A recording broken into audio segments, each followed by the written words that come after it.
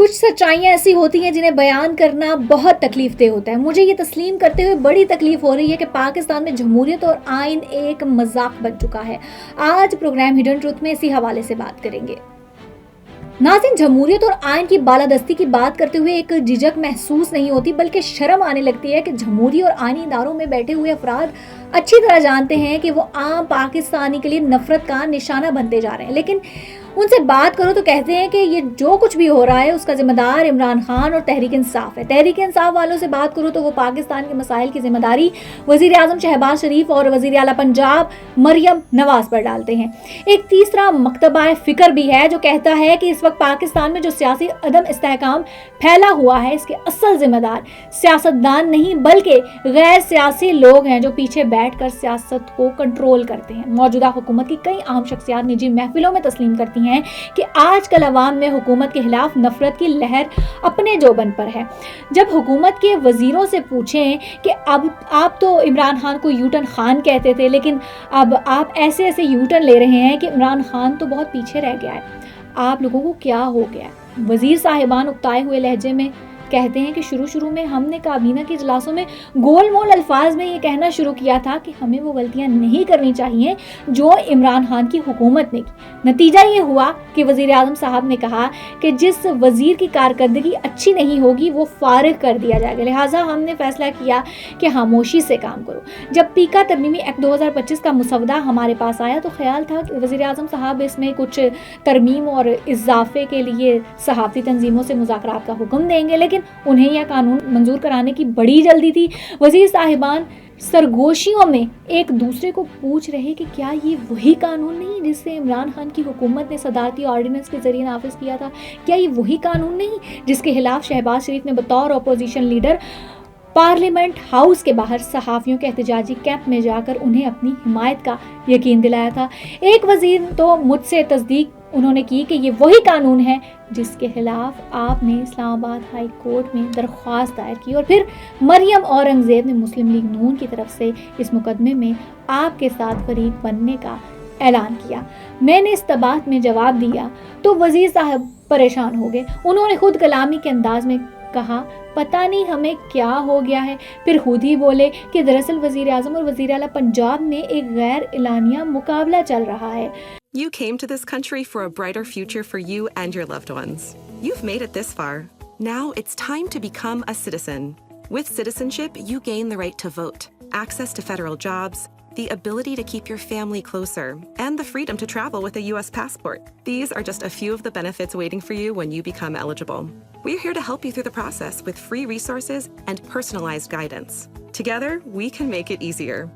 Get started at becomeacitizentoday.com. وزیر اعلیٰ نے گزشتہ سال حدیقِ عزت کے نام پر ایک ایسا ہی قانون صوبائی اسمبلی سے بحث و مباحثے کے ذریعے جلدی منظور کرایا اور کسی کا دل خوش کر دیا. اب وزیر اعظم صاحب بھی جو ہے کسی کا دل خوش کرنا تھا لہٰذا انہوں نے مناسب وقت کا انتظار کیا اور جب عدلیہ میں آپریشن کلین اپ مکمل ہوا تو انہوں نے پیکا ترمیمی ایکٹ 2025 کا جھنڈا گاڑ کر اپنی بھتیجی پر سبقت حاصل کر لی.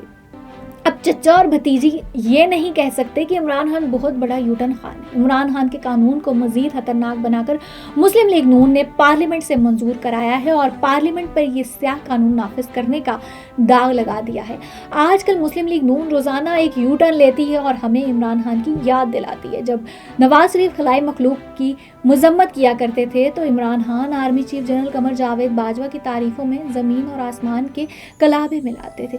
جب نواز شریف ووٹ کو عزت دو کا نعرہ لگاتے تھے تو عمران خان ووٹ کی عزت پامال کرنے والوں کے ساتھ گٹھ جوڑ کر پاکستان کے وزیر اعظم بن گئے. پھر نواز شریف، عمران خان اور بلاول بھٹو زرداری نے مل کر جنرل باجوہ کی مدت ملازمت میں توثیق کا قانون منظور کرا کے اپنی سیاست کے پاؤں پر کلہاڑی چلائی. اس کلہاڑی نے جو زخم لگائے انہوں نے سب سے زیادہ نقصان نواز شریف کو پہنچایا. ان کی سیاست لنگڑی ہو چکی ہے. انہوں نے بھائی کو وزیر اعظم اور بیٹی کو وزیر اعلیٰ تو بنوا لیا لیکن شاید آئینے کے سامنے کھڑے ہو کر اپنے آپ سے بھی نظریں نہ ملا پاتے ہوں گے. جب بھی ان کے قریبی ساتھیوں سے پوچھو کہ کیا آپ نے آئندہ الیکشن نہیں کرانا، کچھ تو یہ کہہ کر جان چھڑا لیتے ہیں کہ ہم نے ریاست کی خاطر سیاست کی قربانی دے دی ہے اور 1 سال کے اندر حالات ٹھیک ہو جائیں گے۔ وہ صاحبان حکومت جو پرانی نیاز مندی کے باعث ہمارے سامنے غلط بیانی سے ڈرتے ہیں، وہ صاف صاف کہتے ہیں کہ بھائی یہ تو بقا کی جنگ ہے، اگر عمران خان واپس آ گیا تو ہمیں زندہ نہیں چھوڑے گا، اس لیے ہم اپنی بقا کی جنگ میں جتنے بھی یو ٹرن لیں کم ہیں۔ جب ان دوستوں سے پوچھا جائے کہ الیکشن کیسے لڑو گے تو وہ بڑے اعتماد سے کہتے ہیں کہ اگلا چیف الیکشن کمشنر بھی ہماری مرضی سے آئے گا اور وہ ہمیں اگلا الیکشن بھی جتوائے گا۔ دوسری طرف عمران خان جیل میں بیٹھ کر یہ سمجھتے ہیں کہ کسی بیک چینل کے ذریعے رہائی حاصل کرنا مسلم لیگ نون کے فائدے میں جائے گا۔ الیکشن جیتنا اور وزیر اعظم بننا ان کی ترجیح نظر نہیں آتی۔ وہ صرف نواز شریف اور ان کے خاندان نہیں بلکہ آصف علی زرداری اور ان کے خاندان کی سیاست کے لیے بھی خطرہ بن چکے ہیں۔ سوال یہ پیدا ہوتا ہے کہ جب ریاستی اداروں نے شہباز شریف کے ساتھ مل کر پارلیمنٹ، عدلیہ اور میڈیا کو فتح کر لیا اور عمران خان کی واپسی کے راستے بند کر دیے، تو پھر عمران خان کسی کے لیے خطرہ کیسے قرار دے دیے جا سکتے ہیں؟ جواب یہ ہے کہ معاملہ عمران خان کی ذات کا نہیں ہے۔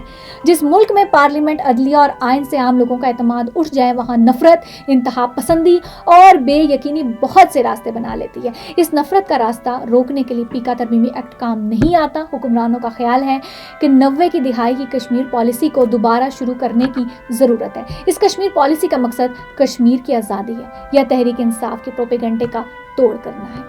گزارش ہے کہ ہم نے پارلیمنٹ، جمہوریت اور آئین کو تو مذاق بنا دیا، اب کشمیر کو تو بخش دیں۔ خدا نخواستہ ایسا وقت نہ آ جائے کہ ہمیں کشمیریوں کے حق میں بات کرتے ہوئے بھی شرم آنے لگے، کشمیر پر بھی یو ٹرن خان پیچھے رہ جائے اور یو ٹرن شریف آگے نکل جائے۔ پروگرام ہڈن ٹروتھ سے فی وقت اتنا ہی۔ مزید اپڈیٹس کے لیے دیکھتے رہیے پروگرام ہڈن ٹروتھ۔